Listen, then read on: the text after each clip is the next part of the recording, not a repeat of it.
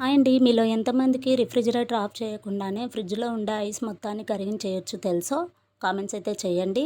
తెలియని వాళ్ళైతే ఖచ్చితంగా వీడియో అయితే చూడండి.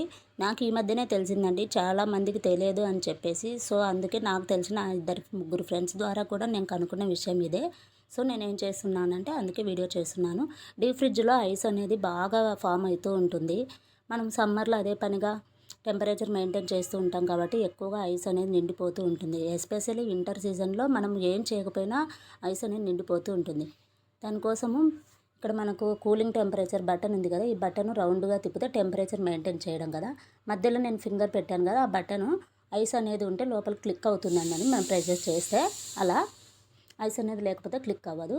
మనం దాన్ని జస్ట్ ఆ విధంగా ప్రెస్ చేసేస్తే ఐస్ ఆటోమేటిక్గా దాంతో అదే కరిగిపోతుంది.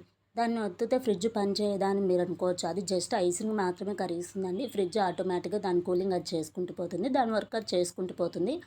ఫ్రిడ్జ్ ఆఫ్ అవ్వదు. తర్వాత మనం ఆ బటన్ నొక్కిన తర్వాత దానికోసం వెయిట్ చేయాల్సిన అవసరం లేదు. ఐస్ మొత్తం కరిగించేస్తుంది. ఓన్లీ టబ్లోనే వాటర్ పడేలాగా చేస్తుంది. ఓకేనా. టెంపరేచర్ రేంజెస్ మీకు అందరికీ తెలిసినవి కదా.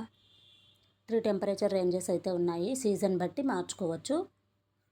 చాలామంది ఐస్ నిండిపోయిందని చెప్పేసి సరే చీటికి మాటికి తీయడం ఎందుకు, వాటర్ కారిపోతూ ఉంటుంది, ఫ్రిడ్జ్ ఆఫ్ చేస్తే వాటర్ కారిపోయి గలీజ్ అవుతుంది అని చెప్పేసి ఒకటేసారి డీప్ ఫ్రీజర్ మొత్తం ఐస్ నిండిపోయిన తర్వాత ఏం చేస్తారంటే ఒక 1 or 2 days ఫ్రిడ్జ్ని ఆఫ్ చేసేస్తారండి.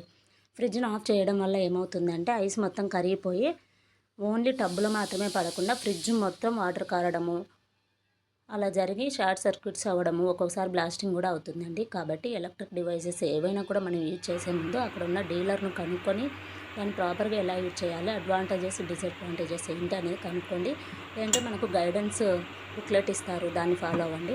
చూడండి, ఆ బటన్ ఆ విధంగా తిప్పితే టెంపరేచర్ మెయింటైన్, మధ్యలో బటన్ నొక్కితే ఐస్ అనేది కరిగిపోతుంది. కరిగిపోయి ఐస్ అంతా అయిపోయిన తర్వాత ఆటోమేటిక్గా అదే బయటకు వస్తుందండి. మనం ఏం చేయాల్సిన అవసరం లేదు. ఫ్రిడ్జ్ మాత్రం కూలింగ్లో అలాగే ఉంటుంది. మనం ఫ్రిడ్జ్ను ఆఫ్ చేయడం వల్ల ఫ్రిడ్జ్ వాసన రావడమే కాకుండా వాటర్ అంతా పడేసి ఏదో ఒక రోజు ఫ్రిడ్జ్ కూడా దాన్ని ప్రాపర్గా కూలింగ్ పని చేయకుండా అయిపోతుంది. అంతేకాకుండా డీప్ ఫ్రీజర్ నిండా ఐస్ పెరిగిపోతే రాను రాను కూలింగ్ అనేది కాకుండా ఫ్రిడ్జ్ రిపేర్ వచ్చే ఛాన్సెస్ ఉన్నాయి. ఇన్స్ట్రక్షన్ చూడండి, సీజన్ బట్టి మనం ఎంత మెయింటైన్ చేయాలి అని చెప్పేసి ఇన్స్ట్రక్షన్స్ ప్రతి ఒక్కరికి తెలిసిందే కదా. ఇంకా చాలామంది నైఫ్తో తీయడం, బలవంతంగా తీస్తూ ఉంటారండి ఐస్ గడ్డల్ని. అలా ఎప్పటికీ చేయకండి. ఇప్పుడు నేను చెప్పిన టిప్స్ అయితే ఫాలో అవ్వండి. నేనైతే ఎవ్రీ 3 or 6 daysకి ఒకసారి ఆ బటన్ అయితే ప్రెస్ చేస్తాను. జస్ట్ ఫామ్ ఐస్ వెళ్ళిపోతుంది. ఫ్రిడ్జ్ కూడా లైఫ్ వస్తుందండి.